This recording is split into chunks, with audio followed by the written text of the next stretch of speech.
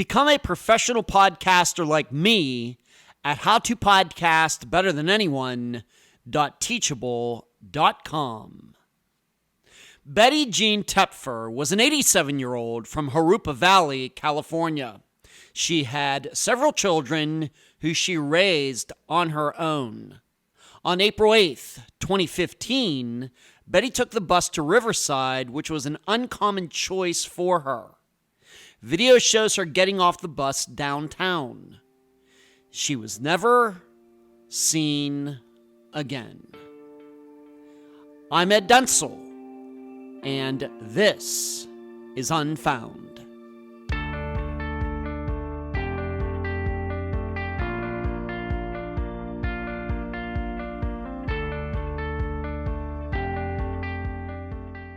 Despite the world having a bunch of different languages, religions, ethnicities, cultures, and kinds of government, one aspect is almost universal: the respect for the oldest, most seasoned among us.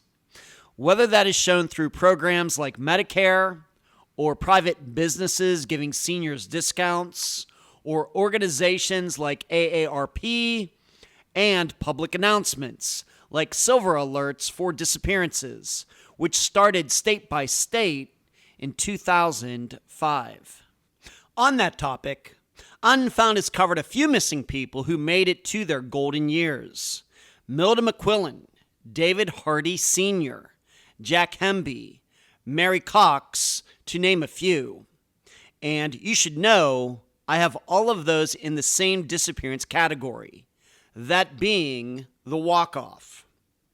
Well, with Betty Toepfer, her age at the time of her disappearance makes her the oldest person ever featured on this podcast. Should I put her case with those others?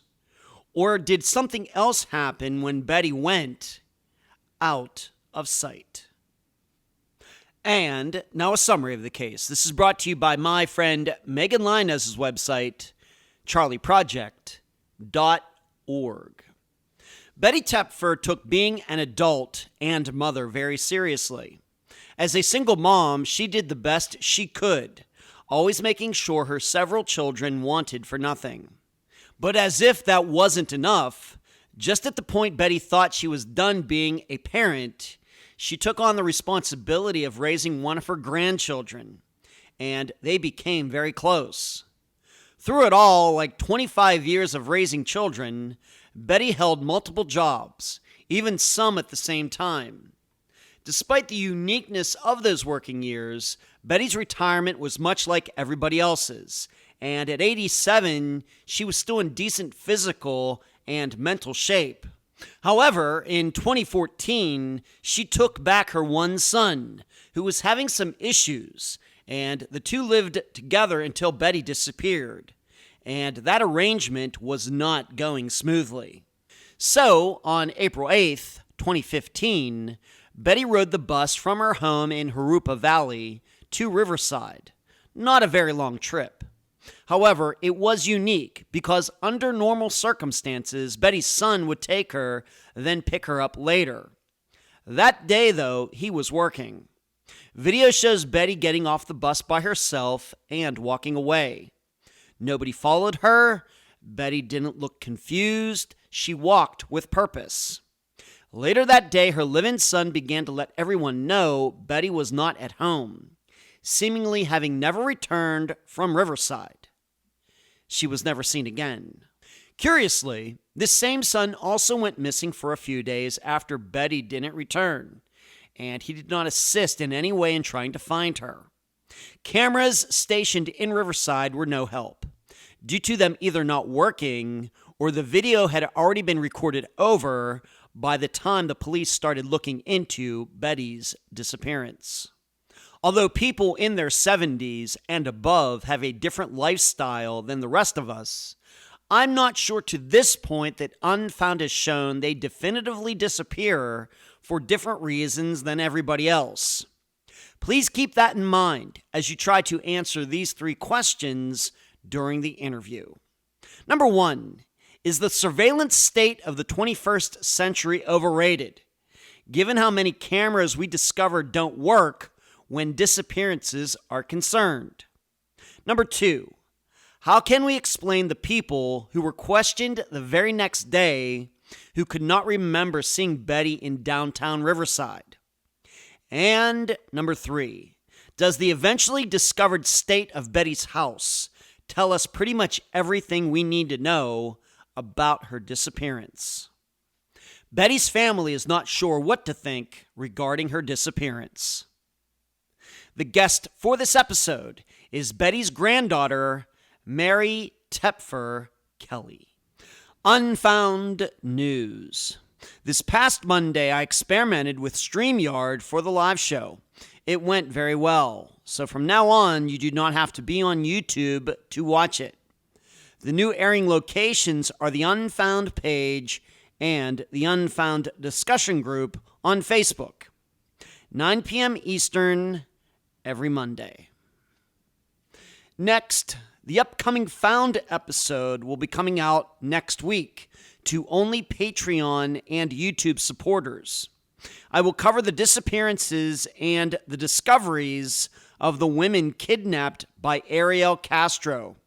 If you'd like to hear it, sign up at patreon.com/Unfound Podcast or hit the join button on the YouTube channel.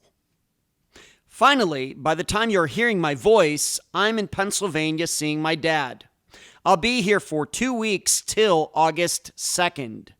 While I'm here, I'll be playing in a disc golf tournament. I'll be celebrating my birthday, and I'm getting interviewed by the show Taking the Stand in regards to my appearance in the Steve Pankey trial. I'm so happy to have on this episode of Unfound the granddaughter of Betty Toepfer, Mary Toepfer Kelly. Mary, welcome to Unfound. Thank you. I'm so happy to finally have Mary on the episode. This is once again another guest who I've gotten to know fairly well. We've been talking for a couple years now, and I'm so excited to finally have Mary on this episode. So Mary, thanks for making time on this Thursday, July 13th of 2023. And let's just start talking about your family. Of course, you are Betty's granddaughter. What can you say in general about the Toepfer family? How many children did she have? And, how are you her granddaughter? Let's talk about that first. Okay. I am, let's see, granddaughter. So my mom was one of 7 children. And Okay. so I was the first grandchild. She had basically seven children. Wow. Okay, so you were Betty's first grandchild. Yes. Wow, does that mean that you got a little spoiled more than the rest, or not? Yeah, I would think so. Okay, all right. Well, as long as you can admit it. Definitely. Okay. So Betty had 7 children. That's, of course, quite a few. What can you tell me about your aunts and uncles? And what is your mother, what did she tell you about growing up and Betty being the mother of all those kids? Unfortunately, my mom was not around too much. Oh.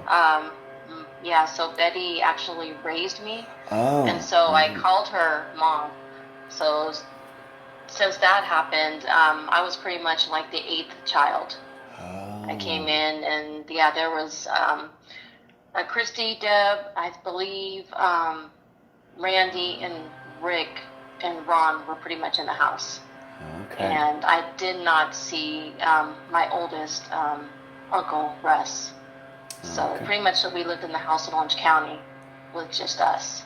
Okay, thank you for sharing that. Sorry, so a unique kind of situation. What about your fellow cousins? You have a lot of cousins. Did those kids have, like your aunts and uncles, have a lot of kids? Yeah, they did. Yeah, when they did finally move out of the house in Orange County, Rick ended up having a couple children. I believe Ron.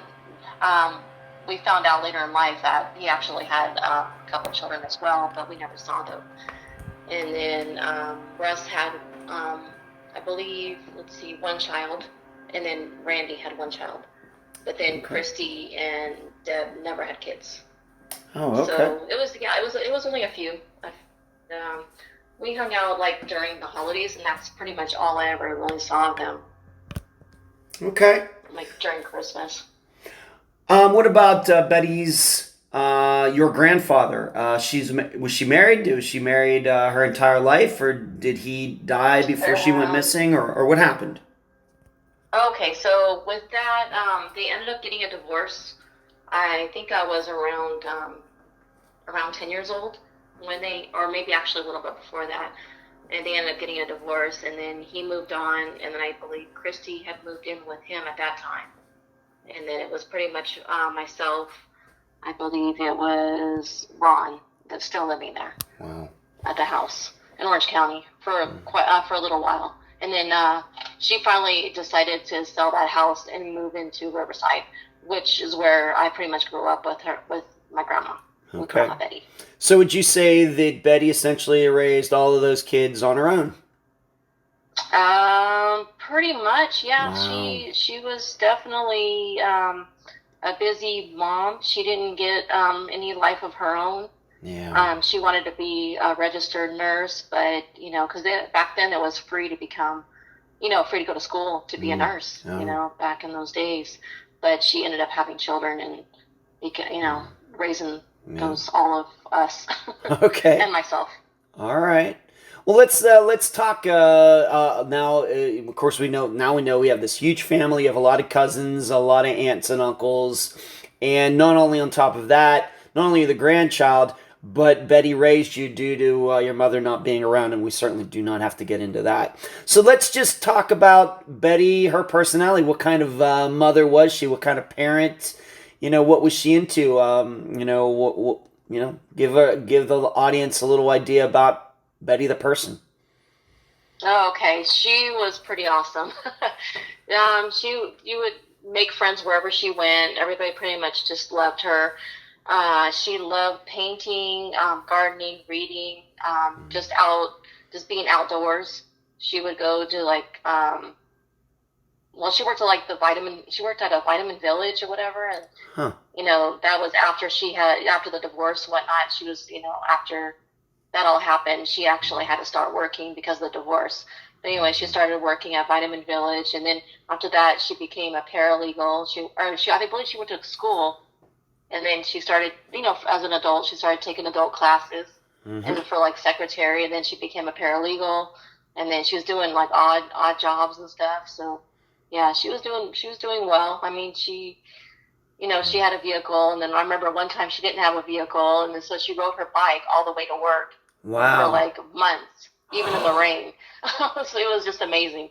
But anyway, she would always make sure she was come back to work. She would take care of me, whatever, but she would go to work all the time and then come back. And then she would always make sure that we did things going to plays. She tried to enrich my, I guess, I don't know. It was kind of she wanted to make sure I went to cultural events, Sure. ballets, museums. Yeah, just kind of really cool things, outdoor stuff.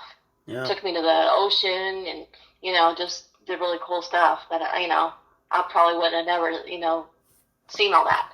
Right. Even though she had all these other kids, and of course she's raising them too. Right? So money was tight, I'm sure. Yeah, so pretty much most everybody was out of the house. Oh, okay. After a while, because they were a little bit older than me. And so I think, Deb was pretty much there, but Deb was working. And then, Christy was living with her, my grandfather.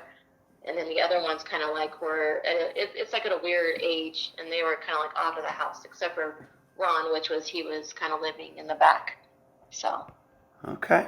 Yeah, so. All right. What kind of, so she was your mother, you're going through school, coming home, doing homework, all those types of things. Yeah, I was a little ornery. Yeah, I guess you'd call that. I would actually. There was a huge field in the backyard, and so I would mostly be back out in that field. But I knew when the streetlights came on, I came home. Yeah. Okay. Was she a disciplinarian kind of mother, or a little laid back? No, she was super laid back. Super. I don't think I got in trouble for anything. Wow. Okay. All right. Okay. Well, that's funny. You can admit that. Okay.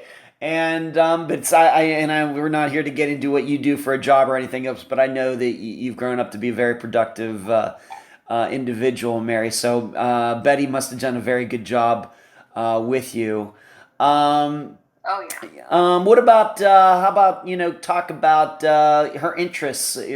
She's taking you all these places. Did she have any time for any interests of her own?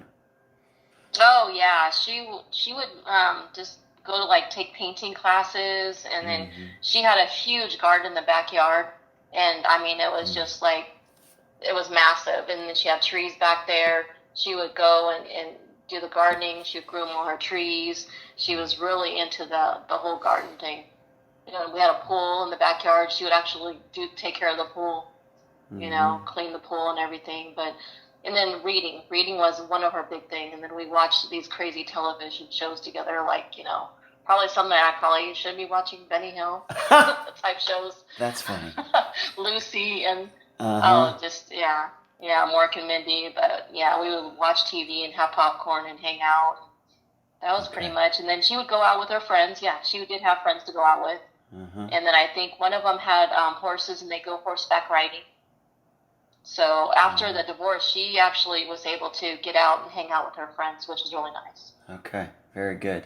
And maybe just so we can understand this, how big of an age difference was there between, of course, she's your grandmother. So how many years difference was there between her and you? Oh, goodness. Let's see. This is kind of interesting. So she had my mom when she was 21. Okay. And then my mom had me when I was 21. Okay. So 21 years difference.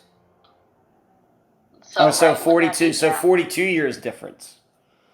Yeah, right. 42. So you're in third grade, and your mother, who raised you, Betty, is 52. And so when you graduated high school, like 18, she's 60, something something like that. Okay. All right. So So if you think about it, like even when she was older, we went to Magic Mountain. We went to Michigan. We flew down to Michigan. We went to or it was in Florida. No, it was Michigan. She actually rode the roller coaster at age 70. I love it. Like all the roller coasters. That's interesting. Yeah, so she is young. Yeah. Uh-huh. I love it. I love it. It's maybe you don't. I don't know if this ever come up between us, Mary, but I'm adopted. My biological mother, actually, she and I are. She's deceased now, but our age difference was about the same. She had me when she was 41. Now she didn't raise me. I was given up for adoption. My actual mother, Loretta Densel, was 30 years older than I am. But my biological mother was 41 years. So, and I eventually did get to meet her. So I kind of understand a little bit of what you're saying, that big age difference like that. It's very interesting. Okay. Thank you for sharing. Okay. And how did she feel? Of course, you are her youngest child. How did she feel when, of course, you grew up, and I'm guessing you eventually moved out?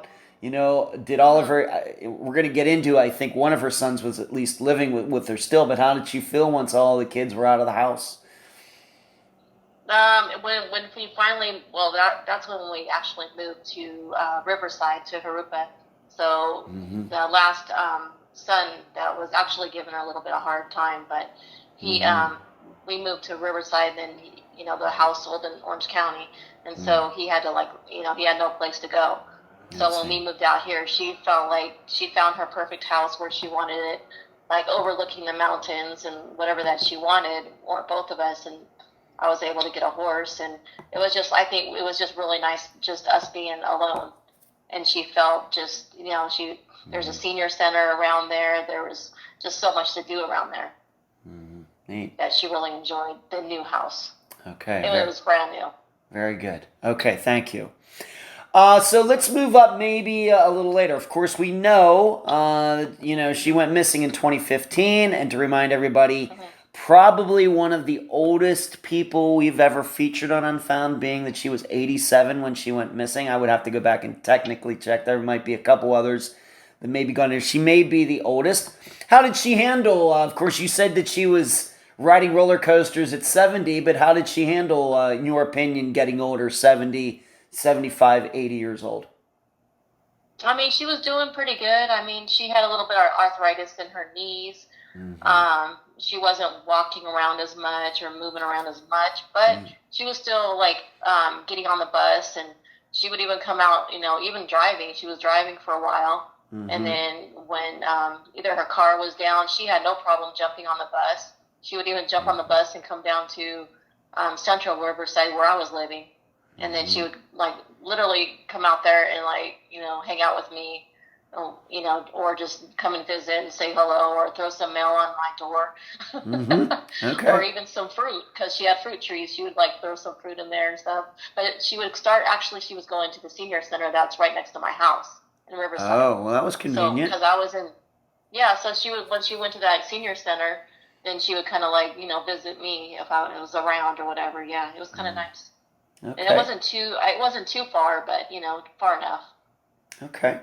Let's move on to some of those things that you just mentioned. Her physical condition. What would you say that her physical condition was, maybe getting up to this couple years before she went missing? I even have it in the outline. Knees, hips, her breathing, all those things that, of course, if we live long enough, start giving us problems. Whether you're 87 or 97 or whatever. What would you say about her physical condition? She was actually doing pretty well. I mean, the last time I visited her, we walked around the mall. We were hanging out for like the whole day. She didn't have any, her knee, a little bit in the mall, she's like, she was able to walk around probably the mall like twice. And then she was like, okay, I'm done with that. But then, she's not too bad. She would just tell me she would wear like a knee sleeve. She would get cortisone shots, whatnot. But I don't remember the last time she got one. I think she actually got one recently when we had talked. But she was getting that. She wore her little knee braces, but she was walking around just fine and still feisty. Okay. All right. Sounds a little bit like my dad. My dad is 86 years old. He's still in pretty good physical condition, but cortisone shots and things, those come up often in discussions I have with him. He lives in Pennsylvania, so that kind of rings true to me in my experience as well. Let's move on to this. You've already kind of mentioned this, but she wasn't technically, I guess, living alone, even though she had all these kids. Of course, she raised you, but she did have one of her sons living with her. You've kind of already touched upon that. Why was he living with her back in 2015? Well, in 2015, he was, I believe he didn't have anywhere to stay. He kind of like, told her like, it was going to be temporary. And so she was like, okay, well, I'll let him stay. She's kind of a private person. She was kind of okay just being alone. Yeah. And she really didn't want to deal with anybody. It was just her thing. But then I think maybe she was thinking she was getting a little bit older. It was nice to have somebody there with her. Right. And then I guess he had found out that he was diagnosed with cancer. And so I guess it all changed. Like it was more of a permanent thing. Okay. And how long would you say? So it was just the two of them living there together then? I'd say I don't even know if it was 2 years at that point. It wasn't even. I don't know how. Yeah, it wasn't even. It was. To me, it didn't feel like it was even 2 years. Okay, so it very well may have just been a year. He may have just moved in with her in 2014, possible. Yeah. I don't even know if. Yeah. Okay. I can't exactly get the timeline on when he moved in. Okay.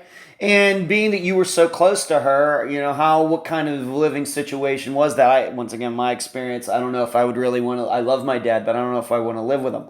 How was Betty getting along with this son who was at home?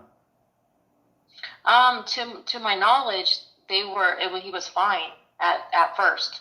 Okay. I didn't know anything until the end when, I found out from a neighbor that there was some, yelling and some bad, stuff going on with them. Okay, you didn't find this out until after she went missing? And then before she went missing, I just noticed that there was like little dogs in the house. And like I went in to visit one day, and I literally walked in, and these dogs attacked me. Little Doberman pinchers. and so like ripped my jeans, and so I just Oh like, my. you know, yeah. So it actually drew blood. So I just like, I am not walking in. And I didn't notice the house like very disheveled at that point. I noticed it was a bit cluttered, Mm-hmm. but and I just seen all these dogs. It was like four of these little dogs attacking me. So I'm like, oh, let me get out of here. Yeah. And that's when I noticed. I was like, oh, she's got dogs in here. What are they doing? What did Betty say about you getting attacked by these dogs? Oh, she said she was so sorry, and that was the time that we went to the mall, and she's like, "Oh, I'm so sorry, these dogs are, not well behaved." I'm like, "Yeah, I guess." Okay. and they're Russ's dogs, so. All right. She was not the one who got the dogs. It was your uncle, her son, who wanted the dogs, who got the dogs. Exactly, yeah, because Okay. she's really, not into dogs. I know she had one dog before, but, it was like a dump job from one of her kids. Okay. And she was like always kind of not so happy with it. She's like, oh, I'm over dogs. She doesn't want any dogs. Okay. All right. I'm kind of the same way. I love animals, but I just don't have the patience or anything to walk them and everything. So maybe I understand that as well. But I just have to ask once again, just in, and I know you're very close to her. Did she ever complain about her son?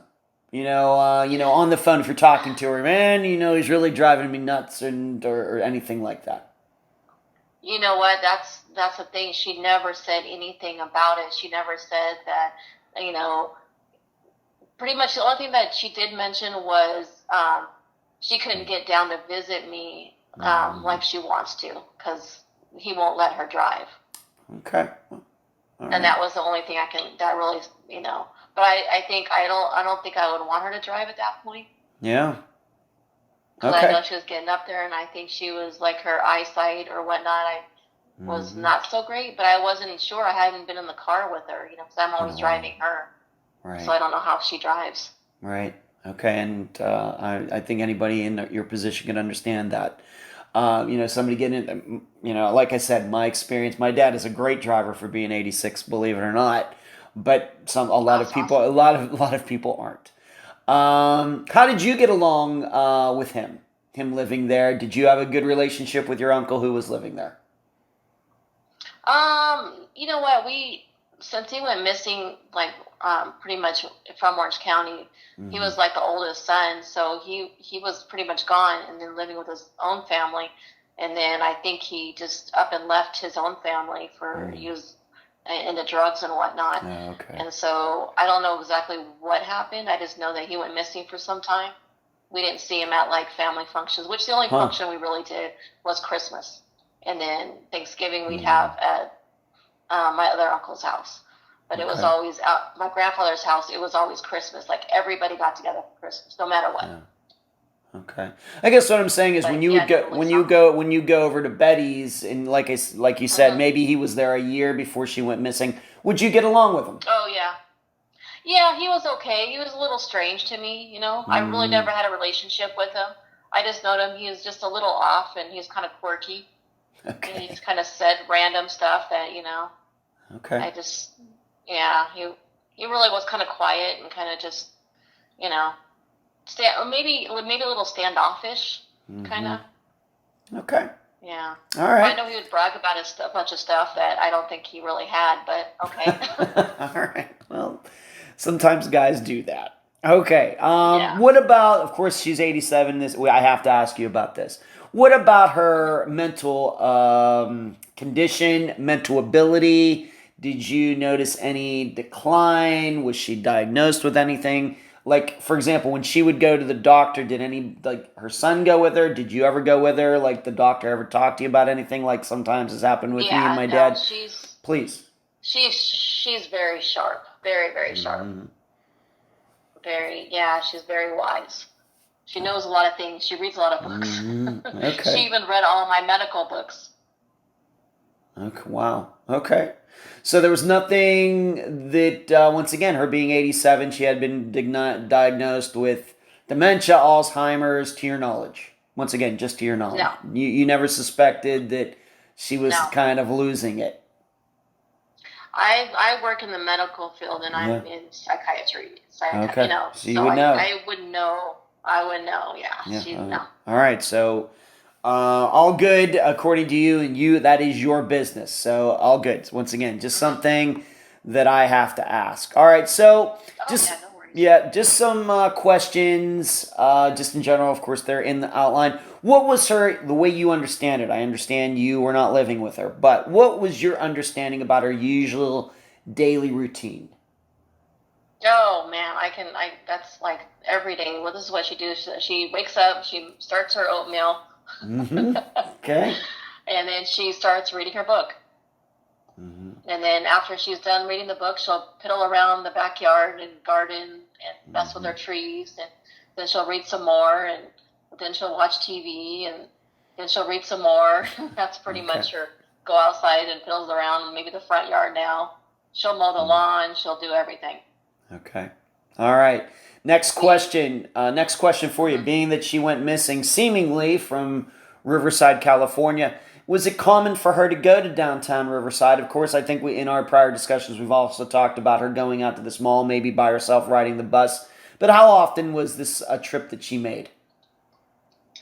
Well, in the recent, because she used to go quite often, but because of her age, I don't think she was going as much. Mm-hmm. But she would go to, basically she had like a little, somewhat of a routine. She would go to downtown Riverside. She would go to Clark's Nutrition, get her some, whatever oatmeal from there, mm-hmm. some other things, honey and whatnot from the store, mm-hmm. and then maybe some vitamins. She was into vitamins. She would pretty much go to the library. There's a nice library there. She was always getting books from the library there. So mm-hmm. that's one of her stops would be the library. And then there's a couple used books. What's that called?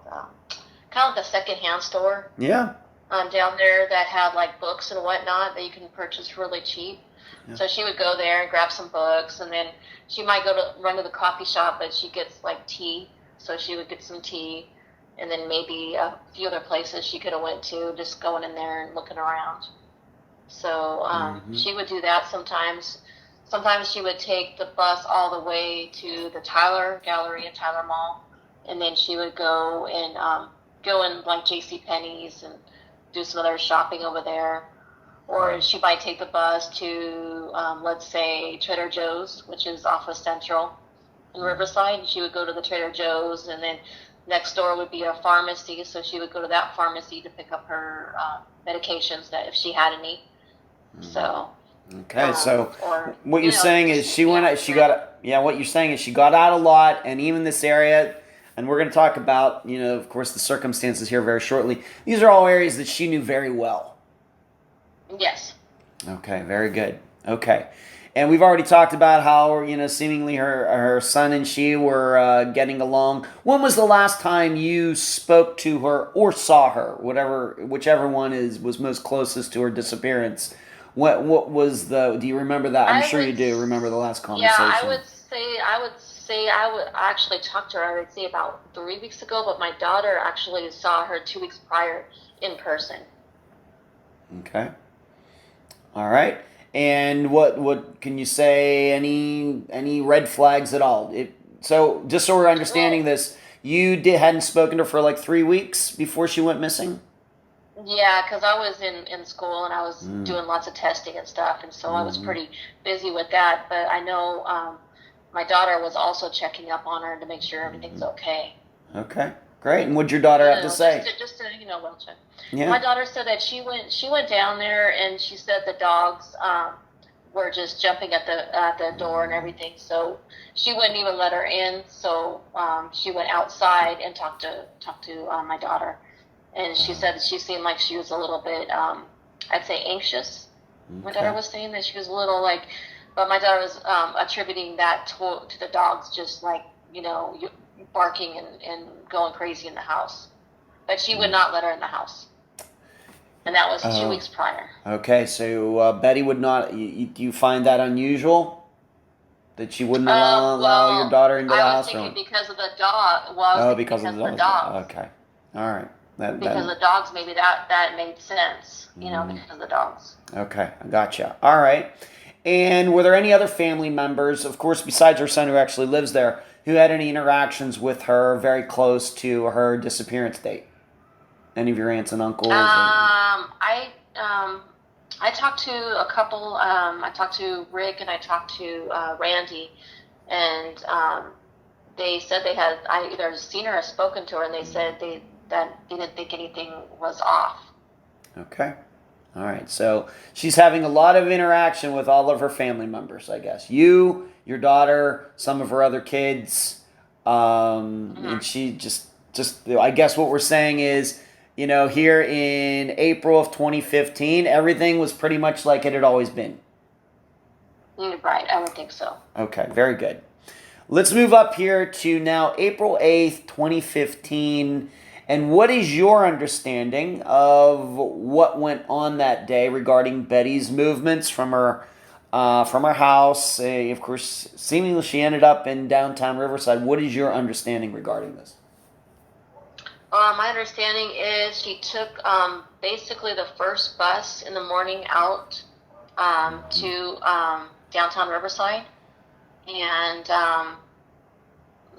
after she got off of the bus, they saw her. They had a camera and was able to take a picture of her face and getting off the bus, but there was no other movement after that. Just saw her right there in downtown. And no other cameras. Right down there in downtown Riverside. Downtown Riverside, okay. Yeah. Would you say this was, once again, getting back into her common choices from day to day? Very common that she took this bus and got off at that location? Yeah, I just don't know when was the last time that she had done that, because she assured me that she had rides that she really wasn't needing to take the bus, that she had Russ to take her where she needs to go. But seemingly this day she took the bus instead. Yeah, I had a feeling maybe she just needed to get out of the house. Yeah. And maybe she's tired of being cooped up. Could be. And that's, because that's her, that's her kind of like MO. She does not like to be cooped up for too long. She used to like get in the car and just to drive. Okay. I think anybody can understand that. Okay. Did she tell anybody where she planned to go that day? For example, her son Russ, or any other friends, or did she say, well, I'm going downtown, I'm going to go here, I'm going to go there? Did anybody really know where she was planning to go that day? I believed, I talked to her neighbor, which I didn't know at the time, but they were pretty decent, friends. Okay. And her neighbor told me that she needed to get out of the house and get away from him, but I think she had, he wasn't taking her where she needed to go, and so she had to find her own way. And so she told her neighbor, and her neighbor thought it wasn't a good idea, but was taking the bus, but she took the bus. Okay, so when you say that he wouldn't take her where she wanted to go, we're actually talking about Russ, her son, your uncle. Russ wouldn't take her where she needed to go, like wouldn't do her errands. She doesn't ask for much, and I'm sure it's, just a couple of things that she wants to go do. Okay, so very well could be she was just going downtown. She didn't really have any shopping or something that she needed to go. She could have just been going down there to walk around, taking the sights for a couple hours. Very possible. Yes, who knows, yeah. Okay. And what time, if she went out, anybody have any idea when she was expected to be home? Most likely, be gone, at maybe max 4 hours. Okay. All right, so let's move right to that. Of course, we know that seemingly she went to downtown Riverside. We have this video, and we'll get to the video and other things a little later. But seemingly, she doesn't come home that day. Who was the first to notice? What was done, and how did you find out? Interesting enough, I found on social media. Okay, but first of all, I guess Russ must have notified, his brothers, Randy and Rick. Okay. And then it would be Rick's daughters posted on social media later that night that her grandmother was missing. And so I saw that, and of course I contacted my cousin immediately. Like, Yeah. what's going on? You know what I mean? Right, Like, right, of what course. in the heck? Of course. Yeah, why did nobody call me? You know, Sure. I was freaking out. Of course. Anyway, so I believe they had notified the authorities. You know, the brothers had notified the authorities. Social media like played a part in it. I called and then I'm like, hey, what's going on? You know, pretty much what, you know, what are they doing? Where are they going? Like I ran, you know, drove down there like immediately, like what's going on? You know. Okay. And then that's pretty much. They said the police had already done like a dog, like a what do you call it? Had the dogs out and then doing a search already. Wow. Okay. Let me ask you a couple questions about that. So she doesn't come home seemingly later that day. Would you say that Russ acted upon this fairly quickly? I'm not sure. He said he was at work pretty much all day. Mm-hmm. And then he came home and didn't see her. Mm-hmm. And he said that he called, you know, this is what they told me, that he called Randy and then Rick. Okay. So, you know, his brothers. Okay. I should ask you, did Betty have a cell phone? She had a cell phone. She did not use it much. Sometimes I kind of like had a feeling sometimes she didn't know how to use it, because sometimes I would try to call and it wouldn't, like she wouldn't pick it up or she wouldn't hear it, even though it was like one of those special phones. Okay. But she had a hearing problem, so you know, it was hard. She was hard of hearing. Mm-hmm. So sometimes she wouldn't hear, like even me door knocking, but the dogs helped with that. But okay. I might have had to stand out there and like wave her down on the window for hours. Okay. For about an hour. Okay. Until she noticed me. Gotcha. Did she have her phone with her that day she went missing? Supposedly she might have, but I believe they tried to ping it and they couldn't find anything on that. Okay, I guess what I'm asking you is, when she wasn't there, when Russ got home, did he try calling her phone? Not sure. Not sure. Okay, very good. Just once again, I'm not asking. If you don't know something or aren't sure, totally fine. You know, it's just questions I have to ask. All right, so she goes out. There's a video of her being out that day, and then Russ, seemingly at work, comes home. She's not there. He's wondering where she is. No signs that she ever came home at all. He contacts his brothers, your uncles, and then eventually the way you find out is through social media when one of your cousins posts something, and that's how you got involved. Yes. Okay.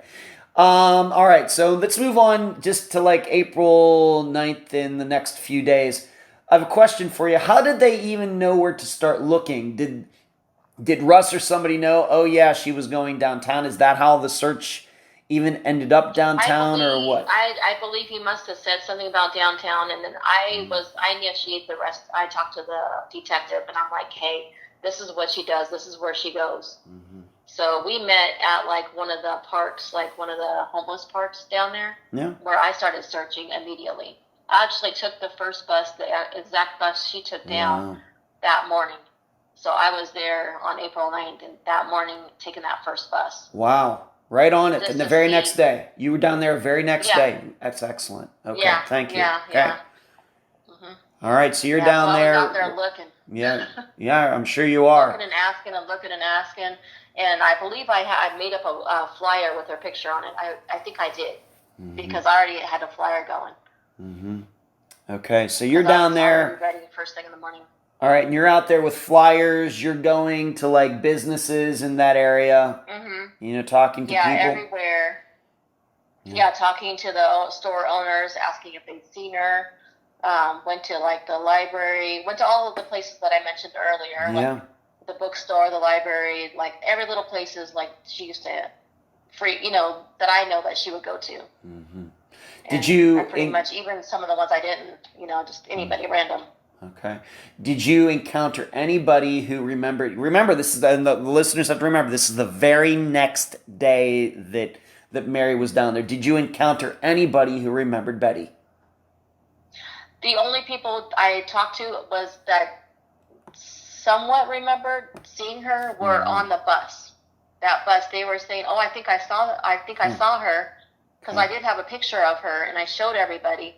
And they said that they think that she went on to another bus, like towards the mall, like the Tyler Mall. I see. And so that's when I notified the detective on my case. She might have went on that other bus, you know. And so he was the one that initiated the, what do you call it, where they check the cameras on all the buses going towards Tyler Mall. Right. So this is a situation where she would have to get on a bus near where she lived and then had to take a bus. There wasn't like a direct bus from where she lived out to the mall. She'd have to go to downtown Riverside, change buses to go out to the mall. That's how it worked. Exactly. Okay, very good. Who actually did file the missing persons report with the police? You, Russ, somebody else? I believe Russ. I'm not exactly sure who filed, but I know the detective talked to me as well. Okay. So I was piggybacking on whatever they told him. Okay. So then he also got a report from me. Okay, very good. Okay, and you already brought up searches. Of course, you're looking around this area. You said dogs were involved. What can you say about that Riverside area, other areas? Once again, the initial searches within those first few days, where were they done? The dogs were, they told me, only around the area of the house. Oh, they never had the dogs anywhere downtown Riverside or in those other places. They only had the dogs around the house. You have any insight into that? Why that was? I asked the detective, and he really couldn't give me. He's like, they don't have the manpower or whatever, or however the dogs to do all that, because I have no idea. That's pretty much what he told me. Okay, so to this day, of course, this is over 8 years later. To your knowledge, it very well may they did it and didn't tell you. That's always possible. But to your knowledge, there's never been any dog searches. Like, for example, Riverside has some parks and some other things. There's never been any dog searchers or human searches in those areas. No, I looked all over myself, and I ended up gathering up a bunch of other family members and friends. Yeah. And we all looked down at the Fairmount Park area. We did a mass search with all of us, family pretty much, and some friends. And we pretty much combed all the homeless encampments underneath the bridge and just different places. And then I was able to find a pro bono private detective. Okay. And she was also able to do searches as well, and was able to check the homeless population encampments. Yeah. And none of them saw her, and she also wasn't able to find anything, and she had made different flyers for myself, and then pretty much I think it's called The Lost and the Missing. Okay. She was a part of. Okay.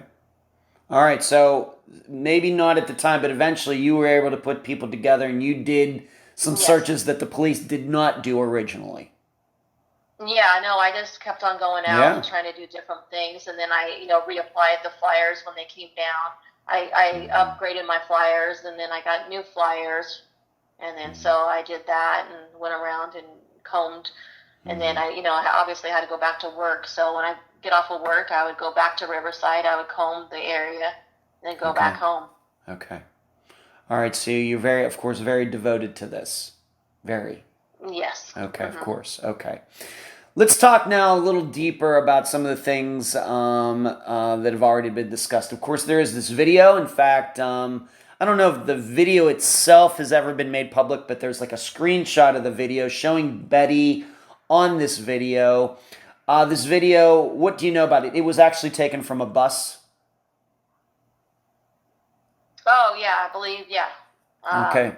It was just a screenshot, pretty much, is what I know of it. Okay. And that's just showing her, I guess, either getting off or getting onto that bus. I think that was the getting onto the bus in the morning time. Okay. The initial bus to downtown Riverside. Okay. And was there any video from that bus from when it stopped in Riverside? I believe so. That's what they said. She got off the bus. Okay. There was a video of her leaving the bus. Okay. And what, if you can remember, what direction was she going? What did she turn? When she got off the bus, did she turn left? Did she turn right? Do you even remember? If you don't, that's fine, totally fine, Mary. I do not remember which way she was going. All right, but it's definitely her. Oh yeah, it's definitely her. All right. So we have this video, and remind everybody, how was this video eventually found of her on it? I believe the detective was able to get it, and then he sent it to me. Okay, and he let you watch it. Yes. It wasn't an actual video. It was just a screenshot. Oh, just a screenshot. Okay, so he did not allow you, as an example, didn't allow you to see like a 10-minute section of the video, for example. No, Okay, it's one of those things I still don't understand. Just show the people the video. Well, the screenshot obsession is so weird to me. Okay, that's as you know, Mary, that's very common, and I don't agree with it. Okay. Speaking of other video, though, of course, we're talking a downtown area, Riverside, California, many stores, banks, convenience stores, anything else. To your knowledge, was any other video ever found that had Betty on it? No. Detective assured me that he went to all the places that I mentioned, plus others, and no video. And then I had the private detective go behind him and do the same thing. And she didn't come up with anything either. You've been, I have been, listeners should know, I've been to Riverside County. I used to have a job in Las Vegas where I had to drive down there to go to some title offices for machine work and things. So I've been there, but of course I do not know the area, and it's been years and years and years. Does it surprise you, being that you've now been there many, many times, that there wasn't any video of her? What your insight, being that you're the one who's been there, your insight into that? It was just very strange that there was plenty of streets, and I'd see possible cameras, but they said those cameras were either were off or did not work at the time. Which was really interesting. There was construction going on next door, which I was afraid of as well, that she could have walked over there. Yeah. And then, became missing in that. Okay. And so I had asked the foreman or whatever, and they said they hadn't seen anybody. Nobody's been around. So. Okay. I mean, I did tell the detectives that, they can, take a look into that area right there because, maybe something happened over there. Okay. But still, no video. Of course, this isn't like 1985 where video cameras existed, but there weren't many out there. I mean, we're just talking 8 years ago, and there seems to be video everywhere. Right. And still, we have all these different businesses. It's a downtown area. And not one store owner, shop owner, bank manager, or anything came forward with a video saying, you know what, I think this is Betty on it. Nothing. Nothing. No, wow. Nothing. Okay, very good. We already talked about this, but let's just touch upon it again. She did have a phone, but you're not sure she had it with her? No, yeah, because I called it and it was dead. It wasn't even on, I guess I have to ask, after she went missing, and we'll get into her house here in a minute, but when you went over her house, was her phone ever recovered? Did you ever actually have this phone that she had? No, I couldn't find it. I looked through everything in her house, and I could not find a phone. Okay, so I guess we might probably presume that she had it on her, but maybe it wasn't on, maybe she hadn't charged it, maybe it's in her purse, and she just never used it. Like you said, she didn't use it that often. No. Okay, so that's not going to be any... It was hard to call her. Yeah, like you said. More of a landline person. Yeah, I gotcha. And given her age, that is not a surprise. All right, so phone, even though it is 2015, this is, as you probably guess, Mary, with disappearances that, in the 21st century, we do talk a lot about phones, but this is a situation where you have a person not used to using it, probably didn't have it charged, might have had it on her, but it's not going to be helpful in the search. Regarding the bus, did she have a bus pass? Was she paying cash? Is there any records that there would be for something like that? For example, if she did get off one bus and go to the other bus, any electronic records for bus passes or anything for Riverside? Yeah, I actually talked to the private detective about that, and Um, she said that she couldn't find any records of just the one bus. So I don't know if she had like a senior pass or if she paid cash for it. I really don't know. But she always kept cash on her. Okay, so you could pay cash to get on there, but it sounds to me like, though, that she used the bus often. At the time, I don't, as far as I recall, she really wasn't taking the bus. And it's been a few years since she's, been had to take the bus. Okay. Because it seemed like, it was either I would take her out or, Russ was supposed to be taking care of her and taking her to all her appointments. And that's what he said he was doing. He was taking to her shopping and doing all her, errands and stuff. So I didn't think I had anything to worry about. Your best guess, and once again, I realize you have your own life to live. You're a busy woman living your own life, but as best as you can tell, when do you think the last time it was that she rode the bus before the day that she went missing? Best guess. My best guess, probably about a year before or something like that. Okay. Yeah, because I don't think maybe, or Okay, I think it seemed like when important. he came around I think when he came around, she was pretty much dependent on him driving her around because he pretty much took the car away from her. Okay, so this is for the listeners. I think this is a very important part that she hadn't ridden a bus in a year, and then she rides this bus, and it just happens to be on the day that she goes missing. I think we have to keep that in mind. Okay, moving on now about her house.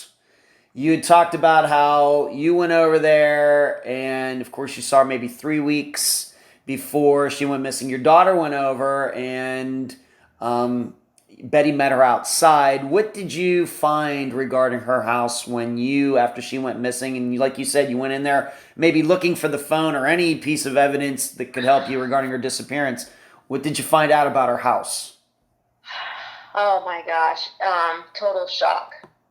I walk the door, I open the door, the smell, it just reeked of just like death in there. Like, dog feces everywhere. Oh my goodness.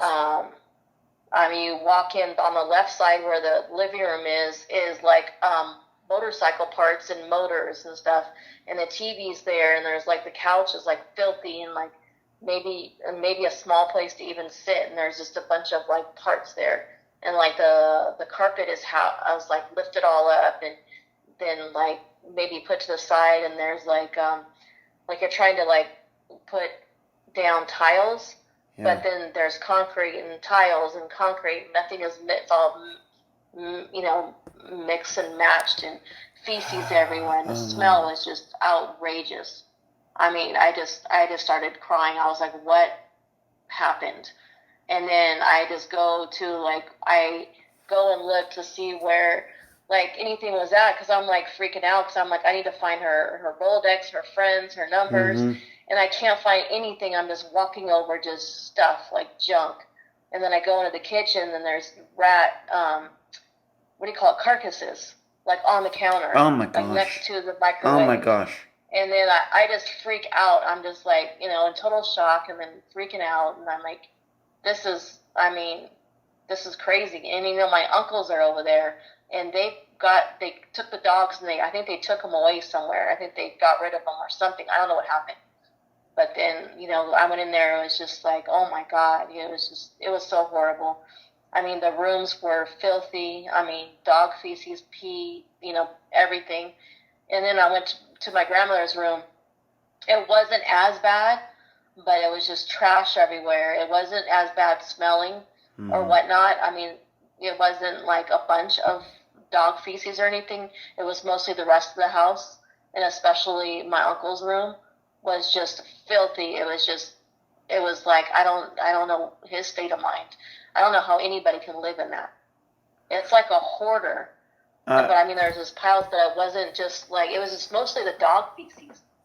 So I don't know how you can live in this. Her little light where she always reads her book and stuff, like the whole table. I know she is a little bit of a hoarder, but a little bit of an organized hoarder. Yeah, okay. She's got like a bunch of books in one pile. She's got all her sewing in one pile. I forgot to tell you, she loves sewing as well. Okay. So she had all her sewing stuff in one area. So she's kind of like organized. It's an organized mess in a way. But I mean, it's not really a horrible where you can, see the floor and stuff. It's got little messes in each corner. But yeah, it was mostly the thing that I saw was just dog feces everywhere.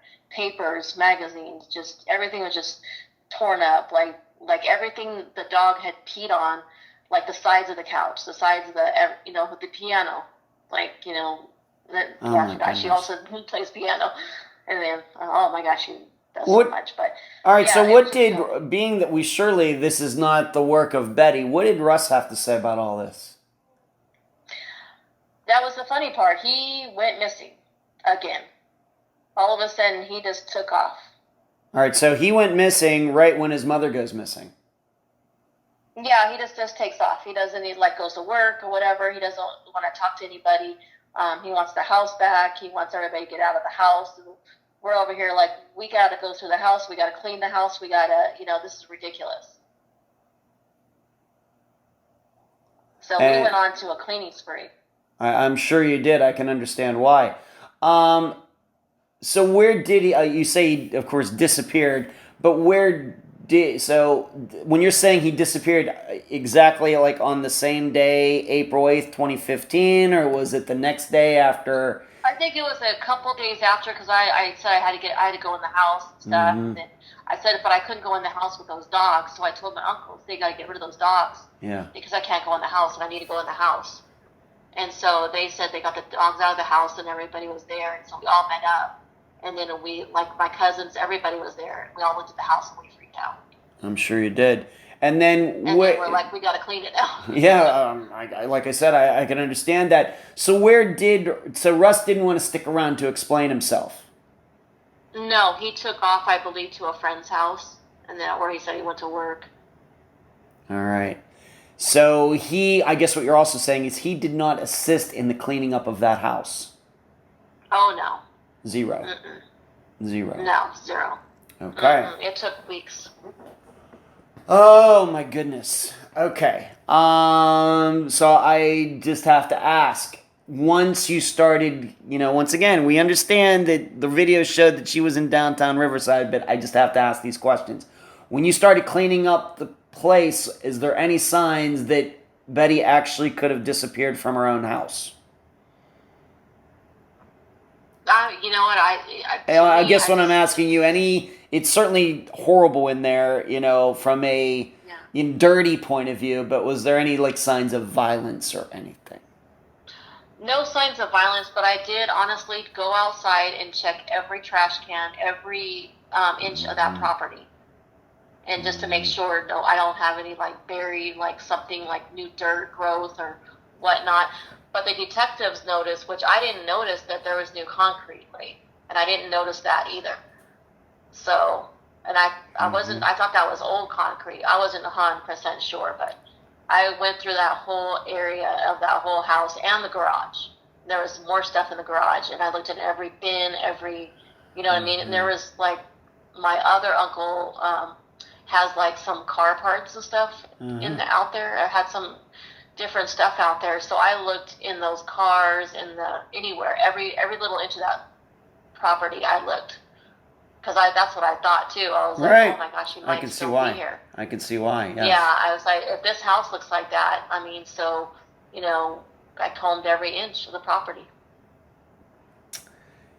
Wow, and of course nothing was found. Well, that's just being that, we have to, I just have to ask these questions. Going back to Russ, what is his alibi for the day that obviously she was downtown, we're not denying that. What was his alibi for that day?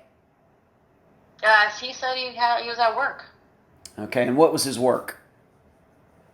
At the time, I don't know what exactly he was doing. He does odd jobs, basically. But he's a previous, did pool work. He worked on pools. Okay. Fixing pools. And stuff like that. So when you say pools, swimming pools. Even swimming pools, yeah. Okay. All right. And do you know if the police ever checked any of that out, just to verify it? They did. They said that he did I told him to do a lie detector test on him because I didn't trust him. So I can understand They that. told me they had already, they did the lie detector test and everything on him because I had my suspicions. Okay. After looking at the house, I kind of freaked out. That's why I'm asking. I think that makes all the sense in the world. Once again, we do not go after people on Unfound. We do not do that. But if we're gonna know that a woman goes missing, and then you go home and the house is the way it is, we have to start wondering, what was going on here. In any way, did Russ help trying to find his mother? No. Zero. Zero. Okay. So his alibi is that. So did he actually ever end up coming back to the house? What ended up happening to the house? This concrete, you said this new concrete, was it like searched? Was it dug up? Anything like that? They checked, I believe they said with the dogs or whatever, there's nothing that they could find or anything. Mm-hmm. But I didn't. That's the thing is when I went in the backyard, I didn't see like that. There was a concrete porch done, but that was done after. And my grandma was telling me that she's going to have that concrete poured. That's why I knew about that concrete. Okay. That's why I was like, I don't think it's that new. Oh, okay. Unless there was something else I was missing. Okay. So that's what I was like. I wasn't sure. I was like, I didn't see any new besides that concrete. So I don't know exactly what they were talking about concrete. All right. Unless there was something that I didn't see after the fact, but I don't think it is. Okay. Now, I think very early in this conversation, you said that the reason that Russ was allowed or got to move in or whatever the situation was to move in with Betty is because he had cancer. Did he have cancer? Yes, he actually did have cancer. He really did have cancer. So this wasn't like a sympathy play or something like that. Well, it's kind of a different thing because he actually passed, but he passed of a different cancer. Okay, so Russ is not with us anymore. Yeah, he was saying it's kind of like it was a weird story, but I guess it was like melanoma type cancer, but I believe he died of another cancer. But it can all be related. Yeah, sure. Move from one part of the body to another. One part, yeah. So yeah. All right, so then I guess if we're to believe that he moved in, and like I said, we're just kind of approximating it that maybe for a year, let's just say sometime in 2014. At that time, he really did have cancer. Was he getting any treatments or anything, or was he just letting it run its course? That's definitely a question mark. He never mentioned that he was getting any treatments or anything. Mm-hmm. Okay, so we don't know. And when did Russ die? I didn't quite remember the date that he actually kind of. Okay, let's just pick a year. Let's just pick a year. Was it before? Let's just, given that we've all experienced this over the past few years. Around COVID time, I guess, right before COVID. Right before COVID. So late. Right before the main COVID, yeah. All right, so late 2019, early 2020, sometime in that time frame. All right, so like 5 years or something, 4 to 5 years after she went missing. What did he do? I'm guessing nobody allowed him to go back in that house. Yeah, so what happened with the house was his brothers told him to come get his stuff. They're going to fix up the house. And then, so when Betty comes back, she'll have a brand new house, but you got to get out. Basically. Mm-hmm. Okay. What they did. Okay. That sounds reasonable to me. And Russ never explained, never gave any explanation to you or his brothers or anybody else why the house was the way it was? No. Okay. The way, given that Russ is your uncle, what did the other siblings, were they surprised the house the way it was, given how they understood Russ? Was he known to be like that? Yeah, everybody was shocked. Everybody. Okay. All right. Wow. All right. So she goes missing, and now maybe we can understand why when, like, your daughter went over there, that Betty met her outside. And you had been in the house, though, 3 weeks before that, and it wasn't that bad, or you just didn't notice it? Oh, no, I called her. Oh, you called her. Okay. All right. Yeah. Okay. And it was, when I had actually visited her, I barely got in. It didn't look that bad. Okay. But the dogs attacked me, so. Right, you had to get out of there. Okay.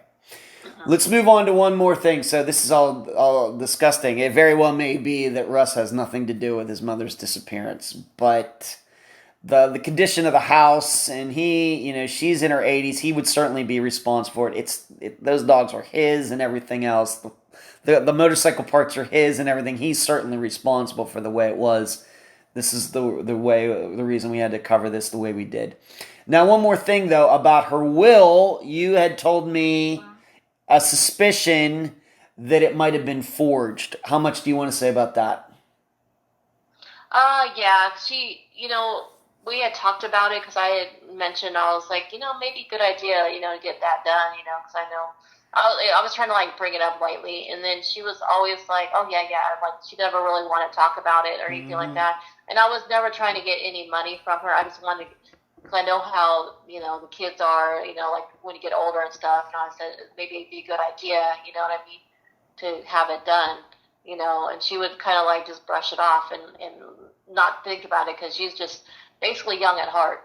She does never want to think that she's getting older. She's just living her best life, Yeah. But I kind of like try to like, say, hey, I said I need to get one too. I need to have one as well. I was like, it's just a good idea, because I, fighting over like this kind of stuff, it's, no good, But anyway, she did come up. There was a will, and I saw some signatures, and it just did not look like her signature. And then it was funny that, like, my name was never even mentioned in that will. Let me guess before you go any further, but I bet Russ's name was prominently mentioned. Oh, yeah, he was the executive. Of course. Okay. Of the estate. How did I predict that? Okay. Yeah. So you didn't see this will until after she had disappeared? Oh, yeah. Okay. Until, like, way after, yeah. Right. I didn't see anything. Like, I was trying to make sure, like, Randy, I was hoping he would be, like, the main person to take care of all the finances and everything else because, that's, like, the main son that I would think that would be handling that kind of stuff because he's, he has his own business and he's doing well, and I would think, that's his mom, Sure. Where was this will? Was it like in a, sometimes they're in a bank safety deposit box. Where was this one? I have no idea where they actually had that will at. It's my uncles that were talking about it. I think they all had something to do with that will. Mm-hmm. Okay. But I don't know what they had going on with that will. Oh, so you think that there might have been more than one person's hand in helping Betty write this will? Not quite sure. Yeah, it just kind of like seemed like the guys kind of had an idea about it a little bit more than I did, and I was just kind of like left out, because I know that they also had her do I didn't mention it, but a reverse mortgage on the house. I see. Who did that? And that was my uncle Rick had something to do with that. Ever get it? Once again, I've never owned a home or anything, and of course I'm 52, so I see the commercials, and it sounds a little shady to me. What is your opinion on that? Well, if it was helping her in any way, I would agree to that. You know what I mean?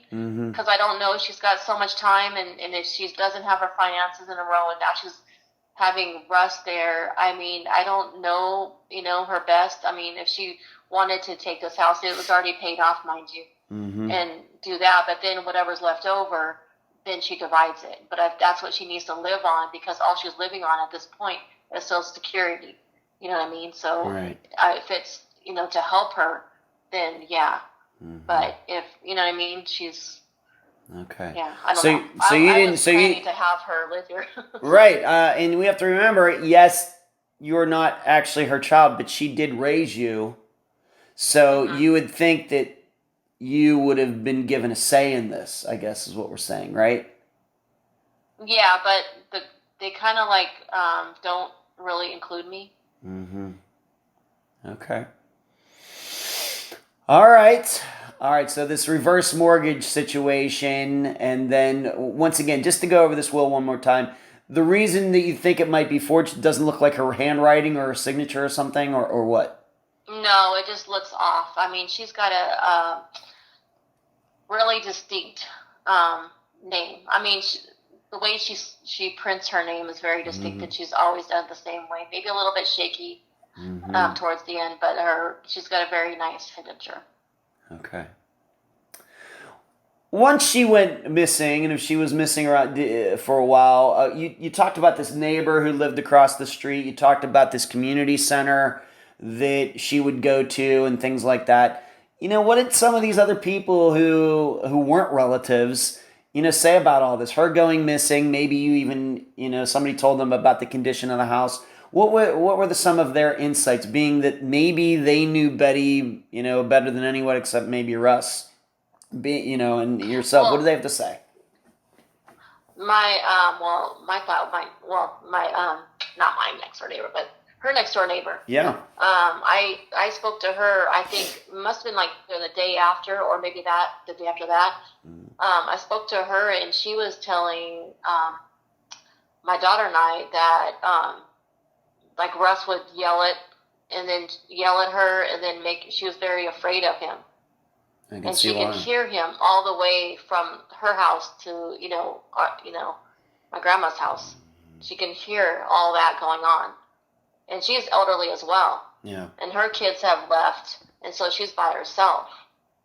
And so she said she would come over there like shaking and stuff, and really upset, and they would talk and stuff. And she was saying that she's very fearful of Russ. And so that just, made me, feel just horrible, Of course. Pretty much. Of course. And are we then also saying that Betty never revealed to anybody, like the condition of her house inside or anything like that? That was like a big secret? No, Yes, big secret. Okay.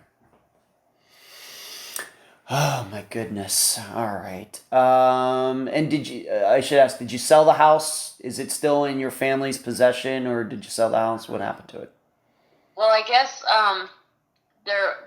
with the house, I think Randy must have been the main person of the house, because he was able to sell the house and then divide it amongst the kids or whatever, but not me. You were not included? Oh, nope. It's simply because they still consider you to be the grandchild and not a child, or is there some animosity or something, or what? I guess I'm just the grandchild. It's okay. Okay. I realized very early on in this conversation you said that you weren't raised by your mother. If your mother was still alive when this happened, did she get any of it? No, she had already passed. Oh, she had already passed away. All right, so I guess it was a way to just completely keep out 1/7 of the family altogether. Yeah. Right? Because if your mother was alive, she probably would have gotten a part, and then I guess if she had some sort of will, you would have gotten it. Right? If you two had a relationship. But that's not the way it was. Well, I guess that happens in families, but you always hope that things would go differently. Then I'm very sorry to hear that, Mary. No worries. I'm doing well, so I don't mind. Okay. All right, because it sounds to me that you were very close to Betty, and I'm sure that Betty would have wanted you to have 1/7 of it. Oh, I'm sure she would. I mean, but I never looked for anything. I always took care of her. I always paid for everything. I never looked for, She helped me out a lot of times, and she was so like, all right, write me this, what I call it, a contract, and you pay me back. And so I had no problem doing that. Okay. But she's always got her money back. Okay. Very good. All right. How hard has this been on your family? Of course, it's my perception. Do you think that her disappearance affected the rest of her children the way it affected you? What would you say about all that? How's the last 8 years been for everybody? Yeah, you know what? I'm not sure. I know we haven't really spoken too much. I've gotten closer with my one aunt, the closest one to my age, and we've actually gotten a lot closer in finding out, different things about, her growing up and stuff. And yeah, we were like more like sisters than the other ones, but yeah, it definitely affected us big time. When Russ died, let's just say it was in late 2019, did all of you go to his funeral? Did you go? How was that all received? I did go because I was, going with my Aunt Deb because, it was just, we felt we all had to go. Okay. We as the listeners know, we don't do theories on it, but I just have to ask, do you think that amongst all of you, there is a possible belief that Russ had something to do, with Betty's disappearance? Or is that just kind of skewed just because of the condition of the house and everything else? Is that a conversation that has come up? Let's just say between this aunt that you have that you're very close to, is that a conversation you've ever had with her about possibly Russ being involved? Oh, yes. Oh, yeah. Definitely. Okay. Definitely. Right. Okay. Do you have a Facebook page, website, anything like that set up for you? I know she's your grandmother, but she was your mother too. Betty's disappearance. There was a website. I don't know where it's at anymore, but there was something set up. In the very beginning, everything was all set up. We had, all kind of different social media on her, and of course, Facebook as well. Right. But right now, here in, once again, we're doing this interview on July 13th, 2023. Is there a Facebook page that you or somebody else in your family manages for Betty's disappearance or not? I'm not sure if it's still active, to be honest. Okay. I mean, I might be able to find it. But. Okay. That's fine. Just want to make sure if there was one that you could talk about it right now.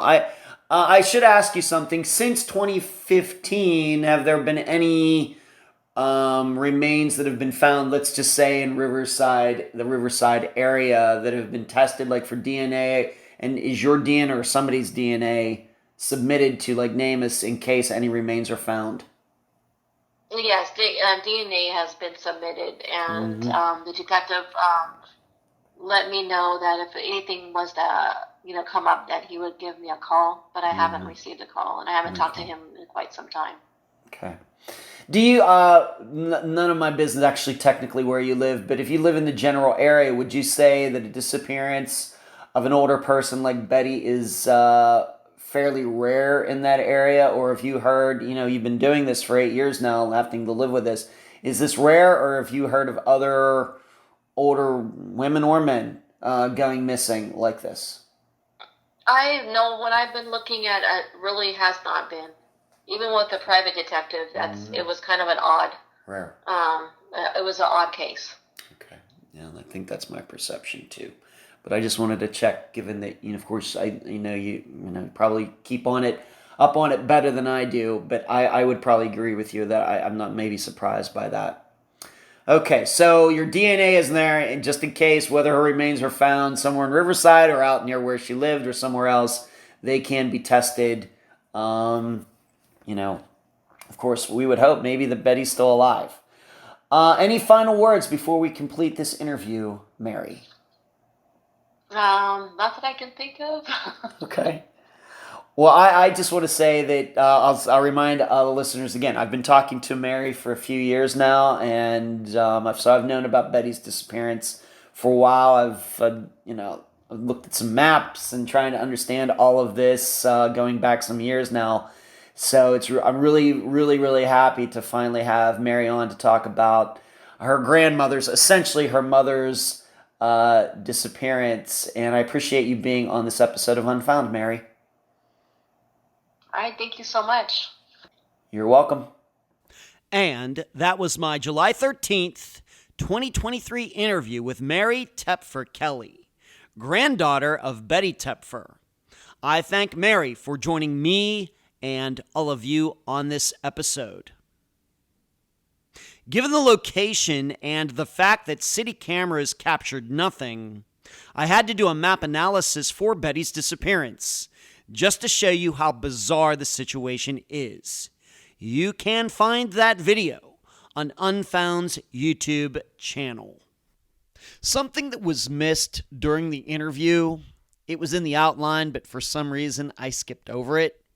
That is always my fault, not the guest's fault. What was missed is that Betty's live-in son was discovered to be using a cash card in Betty's name after her disappearance. Yes, the same son who went missing himself for a few days, and the same one who did not assist at all in trying to find his mother. A reminder, he is now deceased. In preparation for this episode, I did a NAMUS search to find out if there were any other elderly women who have gone missing in Riverside County. Remember that it's Riverside, California, but it's also called Riverside County. There was one other 80-year-old, no women in their 70s, and a couple in their 60s. Although I'm not sure being in your 60s is elderly.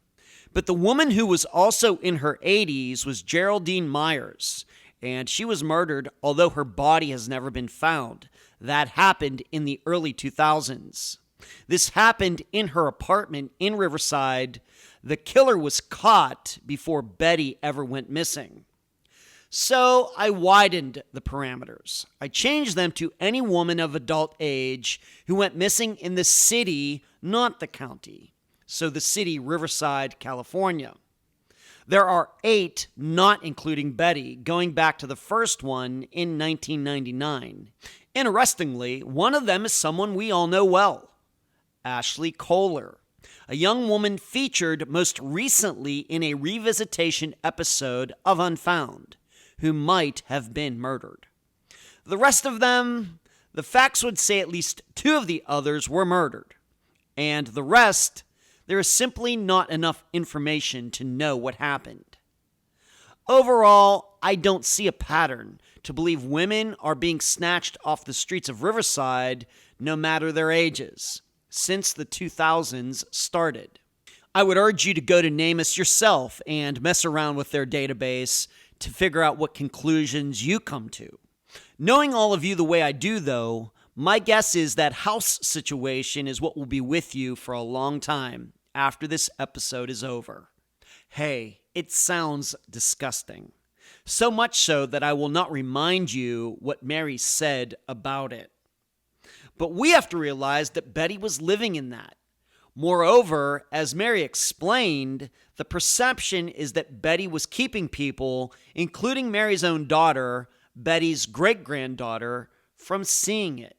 And I think in some way, we should consider the view that the conditions of the home and Betty's disappearance are somehow related, as odd as that sounds. In fact, that might be one of the strangest but possible connections I've voiced in 7 years of Unfound. Yet, the definition of that connection is unclear. The conditions could be the sign of a mental decline for Betty or her son, or both. And mental decline does lead to disappearances. The conditions could be a sign of a huge disagreement between Betty and her son, and we know disagreements lead to disappearances. The conditions could be a sign that Betty had no desire to continue living, and those thoughts certainly lead to disappearances. Or there's no causation and correlation between any of this, and Betty disappeared for some other reason. Surely the answer is out there. However, right now, it's out of sight. If you'd like to hear and read my further in-depth analysis of the disappearance of Betty Toepfer, please go to patreon.com/Unfound Podcast and sign up to read or listen to the Unfound blog. And that's the program. Right now, while you are in your podcast platform, Spotify, YouTube, iTunes, wherever, give Unfound a 5-star review, a thumbs up, whatever that platform allows. I thank you for listening. I'm Ed Densel, and you've just finished this episode of Unfound.